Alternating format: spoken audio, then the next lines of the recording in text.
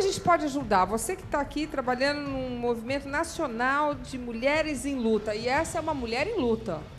Na verdade, a rede de exploração sexual, ela tem um grande índice, né, entre crianças e adolescentes. Há um estudo que aponta que há uma estimativa no Brasil que cerca de 500 mil adolescentes, né, crianças, menores de idade, enfim, estão na indústria do sexo no país. E grande parte dessas crianças e adolescentes, elas são levadas ao mundo da prostituição pela miséria, pela necessidade econômica de se prostituírem. Né? E a maioria delas estão em condições de exploração sexual de fato. Né? Mas e uma mãe, um pai, um colégio, não tem nada disso? Existe toda uma desestruturação, né? E a miséria afeta a toda a família. Inclusive, no Nordeste, é muito comum as próprias famílias, né, colocarem as filhas à venda, né, para a prostituição, para a rede de prostituição. Agora que a gente voltou lá para o mundo... É verdade. Né? Mas, infelizmente, essa é a realidade. realidade. Incentivam a prostituição dos pais. Eu acho que é muito importante a gente aproveitar o teu programa, que é um programa que ajuda a esclarecer as pessoas, e a gente pontuar algumas coisas. Primeiro que eu acho que é importante a gente dizer, das imagens que foram mostradas na reportagem, a maioria dessas mulheres entraram na prostituição, a maioria delas entrou na prostituição por conta de uma necessidade. Quase todas elas foram unânimes, dizendo, olha, não, eu entrei porque eu precisava. Diferente da situação da Lola, que já teve em outro programa aqui, que já se declarou... Porque quis. Porque quis, né? Então, partindo do pressuposto de que uma pessoa vai a esse mundo da prostituição porque precisa, eu já fico muito preocupado com duas coisas. Primeiro, com o respaldo que está sendo dado à nossa população do ponto de vista de assistência do Estado. Segundo, Luciana, a falta de valores morais que não levam essa pessoa a se esforçar e buscar caminhos, como, por exemplo, o projeto das Mulheres em Luta. Eu duvido que se uma mulher dessa que precisa procurar um projeto desse, ela não vai ser bem acolhida. Não, e eu quero dizer uma coisa também. O grande problema é o ganho fácil, Luciana. É isso que eu ia falar. Não sei se é fácil, né? Porque eu não conseguiria, mas tem gente que tem a ilusão do ganho fácil. E muito importante, fácil, né? a ilusão do ganho fácil. E muito importante, Luciana, importantíssimo, é separar algumas coisas. A prostituição em si, ela não é crime. Ok. A exploração da prostituição... O agenciamento. Isto sim. O seu rufião, o famoso cafetão, esse sujeito que explora e obtém lucro. Aquele que induz, aquele que facilita, aquele que leva a mulher a se prostituir. Esse comete crime. E aviso aos estrangeiros e aos brasileiros que aqui estão, que em determinadas situações, mesmo com o consentimento da mulher, praticar sexo com ela pode ser tipificado como estupro. Nunca se sabe, dependendo da idade, Luciana. Se ela for menor de 14 anos, tem uma presunção da lei que diz que isso é estupro. Mas é estupro. Isso é estupro. Então, eu só queria esclarecer, o Movimento Mulheres em Luta não é um projeto, a gente não presta assistência às mulheres, nós somos um movimento político que faz a discussão de combate à opressão na sociedade. Né? Então, é importante também colocar várias campanhas que estão sendo feitas, são para o combate à exploração sexual, com foco na criança e adolescente, que é um problema gravíssimo, mas também existem mulheres, né, em idade adulta que também estão no marco da exploração sexual, porque estão sendo obrigadas a realizar essa prática ou a ter que passar grande parte do valor arrecadado para um empresário do sexo. Nossa, então, mas isso para é nós crime. isso Então, também é uma discussão importante, porque senão a gente certo. coloca as mulheres adultas no marco de que é possível, não tem problema, né? E tem problema também. Simone, nós fizemos o seguinte, olha só que interessante. Convidamos um turista alemão para ir às ruas de São Paulo. Lá veio um alemão, que é totalmente diferente. Eu morei na Alemanha. Imagina um alemão em São Paulo testar a fluência em outro idioma das garotas de programa. Será que elas sabem a diferença entre euro, ien, aí vai pagar em dólar? O que elas vão preferir? Eu não sei não, tem que tomar cuidado, porque as notas são bem parecidas. Vai pagar em euro ou em dólar? Roda aí!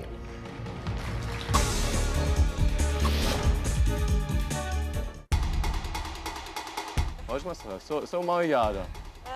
Ganz kurz, ganz schnell, sou Mariada. Cadê a E a tua? Deixa eu ver. Você, nós dois.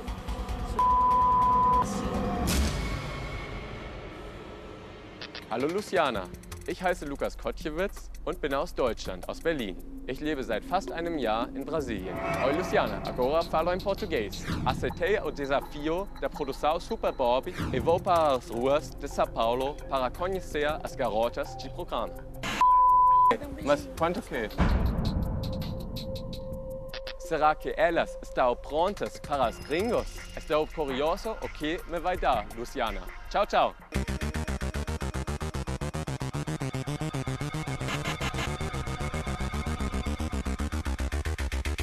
Um amigo alemão, a gente não fala. Eu falo um pouco português. O programa é R$100. Mas você fala inglês ou alemão? Não. Para vocês entenderem? Não. Okay. I like it too. I like it too. Você fala inglês? Você aprendeu inglês para gringos na Copa? Sim, aprendeu. Sou alemão. Veio pra Copa? Sim. Ai, que legal. Eu vi na televisão alemã que tem sexturismo no Brasil, que tem pessoal da Europa chegando no Nordeste do Brasil só para brasileiros. Você faz tudo. Tudo? Por R$100? R$100. R$100. Ah, sério. E você é grande? Deixa eu ver. Não. Não pode? Deixa você. Deixa eu ver ele. Deixa eu ver você. Deixa eu ver ele. Deixa eu ver você. Tinha algumas mulheres que eram muito curiosas da gente. Alemanha. Fala alemão? Não. Já foi para a Alemanha? Não. Você gosta de europeus? Gosto. A gente está aqui para a Copa. Vamos para o programa. Tem mulheres muito diferentes, mas também tinha mulheres de tipo muito diferente, como de um caráter muito especial que eu nunca vi antes. Mas quanto que? Cadê? E a tua? Deixa eu ver. Cadê? Não, você fala alemão ou inglês? Não. Não fala? Mas como? Mas Gostoso. Mas Então vamos fazer eu, você, nós dois. Algumas meninas eram muito caro. Tinha uma menina muito cara, mas tinha outras que eram muito. Quando eu era muito surpreendido quando falaram o preço. Vamos fazer um programinha? Uma programinha? Quanto que? Programa. R$100. R$100? Isso. Quanto? Os dois? R$100, uma hora. Uma hora? Então, o programa é R$400, Ok. Uma promoção para a Copa Gringos? Não, a Copa é mais caro. É mais caro? Você cobra mais agora? Cobram. Por quê? Por que você cobra mais? Porque sim, eu sou limpa. Tem que cobrar. Sou jovem. Quanto que? A gente cobra 70 no drive e 100 no hotel, né? Gostoso. Acho que elas vão saber algumas palavras necessárias para esse trabalho. Todos temos uma língua de mãos que dá para mostrar algumas coisas básicas.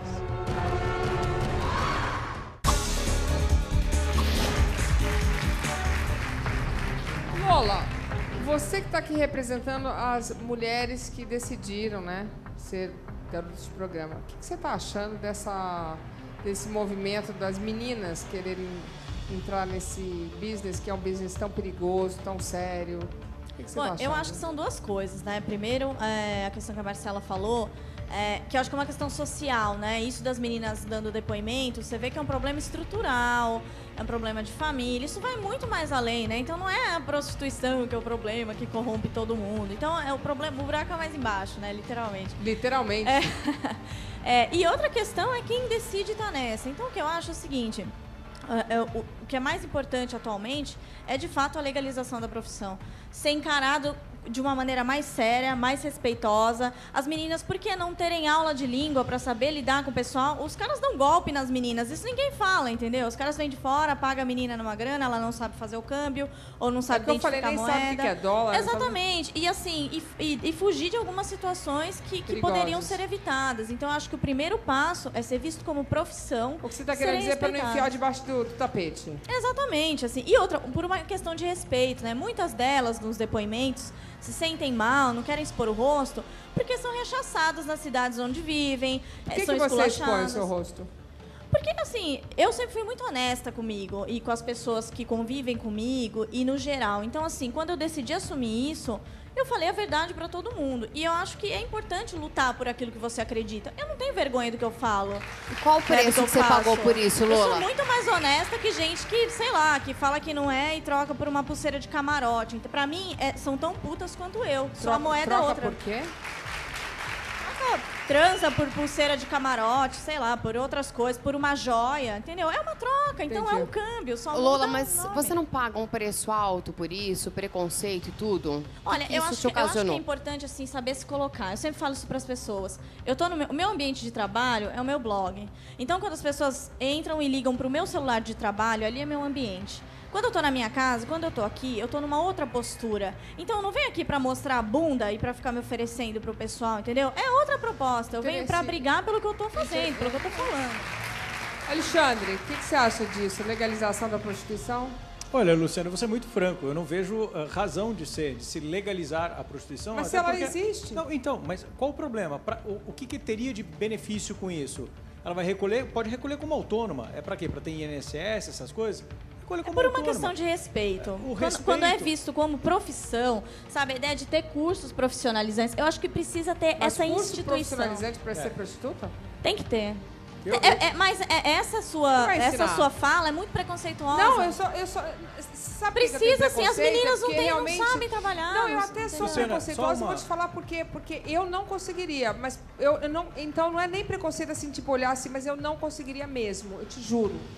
Mas assim, mas eu não tenho preconceito. Não, você falou que eu sou preconceituosa. Eu não tenho preconceito contra você. Eu acho que cada um faz o que quer. Não, mas a sua fala, eu acho assim, essa coisa, mas vai fazer curso pra quê? Não, mas eu queria saber, o que vai ensinar? Pra tudo. Curso de línguas tem que fazer pra atender o cliente, pra entender a demanda, como ela trabalha o marketing pessoal dela. As garotas de programa me escrevem perguntando isso. Elas não sabem, entra nessa de gaiato, aí vai trabalhar pra uma cafetina, fica presa lá, isso entendeu? Não pode, então, isso aí claro. E outra própria conduta, você me perdoa, uma coisa não tem nada a ver com a outra. O uso da profissão como uma justificativa para você se livrar da cafetina, acho que não cabe. Crime, ser cafetina. Isso é crime. Claro. Isso é crime hoje. E cabe ao Estado. Mas existe, mas muitas ainda são reféns porque não aprendem a lidar com isso. Ela não sabe que ela tem esse poder de trabalhar sozinha. Vai lá e cria o site dela. Seja autônoma, elas não sabem. Mas aí, Lola, disso. Nós estamos falando de um problema social, que foi como você começou a tua mas, fala. Alexandre, aliás, muito lúcida a fala dela. Não, e eu vou te falar uma coisa. Problema social o que eu tenho um pouco esse. de medo é de não ter uma pessoa que realmente dê uma assistência até social. A menina quer ser garota de programa, ela vai procurar quem para ajudá-la? Se ela quer ser garota de programa, ela vai ter. Se ela tem essa lucidez para ter essa opção, ela está escolhendo exercer uma profissão autônoma, Luciana. Ela não precisa de um reconhecimento do Estado para isso. Eu acho que quando o Estado passa a tutelar essa atividade, ele entra naquilo que a gente chama de moral. E aí moral é uma coisa extremamente complicada da gente discutir. E aí começam a ter situações... Mas não é crime. Luciana, a gente começa a ter situações que são relevantes. Por exemplo, a gente começa a dar brecha... Por exemplo, existem decisões no Rio Grande do Sul de tribunal dizendo que manter casa de prostituição, em tese, não seria crime porque os costumes teriam revogado essa conduta típica. É lógico que o STJ acaba corrigindo esse posicionamento e diz que não, é crime porque o costume não vai corrigir a legislação, não vai alterar a legislação. O que eu me preocupo muito é com aquilo que a gente pode chamar de crise moral que nós vivemos hoje no país.